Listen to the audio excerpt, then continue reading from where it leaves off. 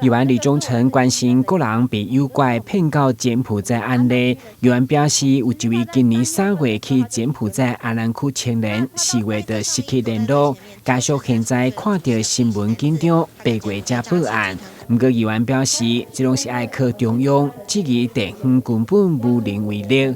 对此，警察局回应，对7月10号到8月20为止，受理43位的侦办已经救回来4个。会中议员嘛进一步要求，不只是旅行社顺利trả落来，无互伊出境，一人得罚2万块奖金。一般民众买比较共同打击犯罪。不管说这些年轻人到底是不是一条人命都是无价，都是无价的。不管他是因为被诱惑、被骗，那这些人就应该死吗？就不应该得到我们台湾人的重视吗？台湾政府的重视吗？是这样？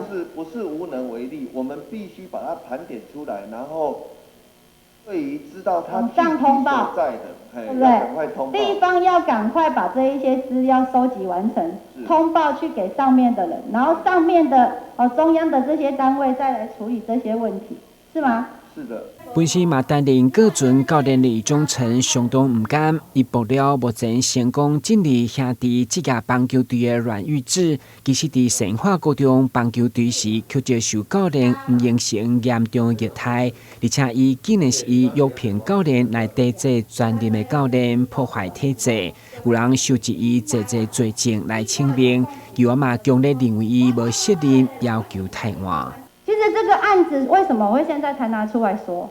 因为就是当下人家记者问这个选手，这个阮选手说：“是啊，那你东西都唔敢安尼讲，啊你那拢无把这个代志讲出来。”如果调查属实，光是这个对选手施虐的这个部分我们就会做处置。至于整个学校的棒球队的起色，或整个棒球队的这个战绩的问题，以及专任教练跟约聘雇教练的一个中间的协调，总教练跟专任教练之间的协调问题，我们也会把这个制度弄好。会中议员进一步要求市府1礼拜内完成调查处理，嘛无容允有任何替教练的关税追究到底。台南新闻管制杨顺怀采访报道。